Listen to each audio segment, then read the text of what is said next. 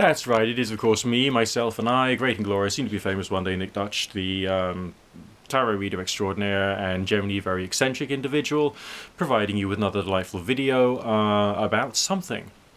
Before I go into it, of course, I would like to remind you that this one particular channel is 100% searchable. You can click on the channel name, you can click on the videos page, you can use the search facility, and there's literally thousands of videos created by me, some of which are for entertainment purposes, some of which are for education, about weird subjects. So if you want to search for nearly anything, it's going to be there for you in one form or another to provide you with some variety of inspiration and to help you to think about, in a contemplative way, what you could be doing better. So what I'm going to do now is tell you a bit more about a book I told you about in a previous video, and this is one of the best books on the subject ever written in the whole of human history, in my humble limited opinion. Alright, there we go. The Elements of Pendulum Dowsing by Tom Graves, okay? And he's a good guy, and I'm going to explain to you why I say that through reading from pages 11 and 12 of this book. And then maybe you'll start to get a bit of a feeling as to not only how to use the pendulum, but also the thinking of Tom Graves, because the thinking itself is what basically makes you. The way in which you understand something will affect how you experience it. You know what I mean? So this is a section just entitled Yes and No. We're talking about a pendulum here. It's very good for yes-no answers sort of thing. It says here, and I quote, "The next stage is to set up a meaning for responses. At the moment, these wanderings of a pendulum are completely meaningless. All we have at the moment is something we call neutral, and various other movements. So we need to set up some rules to say what they mean. Note that you set up the rules. You. Okay, you. Not me. Not a book which tells you about it should be this way for that and that way for the other. You. Okay? That's what he says. Note that you set up the rules. There are no other rules, except that also includes the rules which you set up but don't know about. So in that respect, he's encouraging you to think about how you are operating on the inner level. Remember, I spoke about the preparation exercises before, including mindfulness. All right, mindfulness, because if you're doing mindfulness, then you could develop more of a sensitivity to the psychological interferences, as well as the psychological positives, which can also be helping the experience. Like telling yourself it can't mean anything anyway, and all the other hidden rules that you might use to convince yourself you can't do anything new or different or unscientific, or in any way out of the ordinary. We all have these almost miasmic thoughts. And the preparation exercise I spoke about before, the mindfulness, the visualization and opening up of the 7 chakras and the body scan meditation are good ways of doing that. Okay? Experiment with them. See how they affect you. See how, use your intuition to work out what it's actually doing to you, to your energy field, and so on and so forth.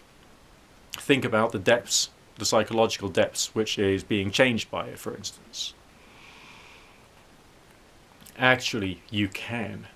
Just add the hidden rules that tell you you can do it, rather than rules that tell you that you can't. So that's like preparing yourself, preparing your mind, preparing your attitudes, all right, and to give yourself a certain level of acceptance of faith. When you're doing anything weird, it's kind of like you're putting the conscious mind on the back burner. Okay, it's still there, but it's not driving you. But it's the subconscious stuff which is either coming out and being projected, or you are receiving information.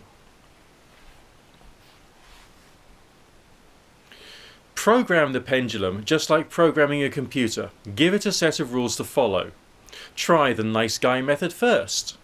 Hold the pendulum in whichever hand feels the most comfortable with it. Swing your pendulum gently to and fro, and ask it for a movement which means yes. Politely. Then ask it to go back to neutral. Now ask it for a no. Any movements that will regularly mean no.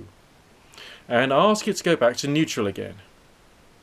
If you aren't doing this, you should be, otherwise none of this will ever make any sense. Right, try it again. Go through the whole cycle once more. Yes, neutral, no, neutral. That's it. That's just about all there is to operating the pendulum. Not exactly complicated, really.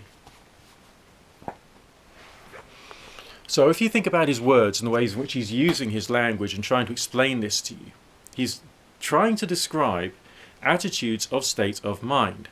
Now, describing them is one thing. Having yourself self-trained so that you can do it more regularly is another. And that's why any self-training that you give yourself should be to take you towards whatever that goal is that you're trying to work towards. And as you're going towards it, then you might end up moving in a slightly different direction, but still based upon the skills and experiences and all the rest of that which you got during your earlier stages, if that makes any sense. So when you're going through the process of reading books of various different types, one thing you could do is to ask of yourself what that particular thing demands of you, and what that particular exercise, experience, or form of training you would need to give yourself in order to be more successful at it later on down the line.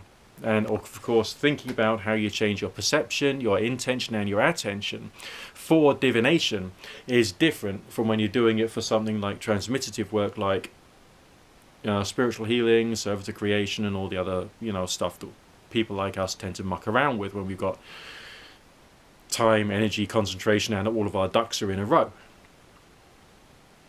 Just a few thoughts for today. But for those of you who haven't read The Elements of Pendulum Dowsing by Tom Graves, this is quite a thin volume, so it's quite cheap, but also it has quite a good perspective and understanding. And for those of you who are approaching this from like a more skeptical point of view, his writing is ideal for you. For those of you who are approaching this from the point of view of a devout believer, then there's something there for you there too. Alright, it's like it gives you much more perspective on intelligent thinking about the subject, which is the kind of thing which a good transcendental deist like myself would highly approve of. Alright, so that's your book recommendation, and seriously, it's quite important if you're focusing your attention in that direction. Speak to you again soon.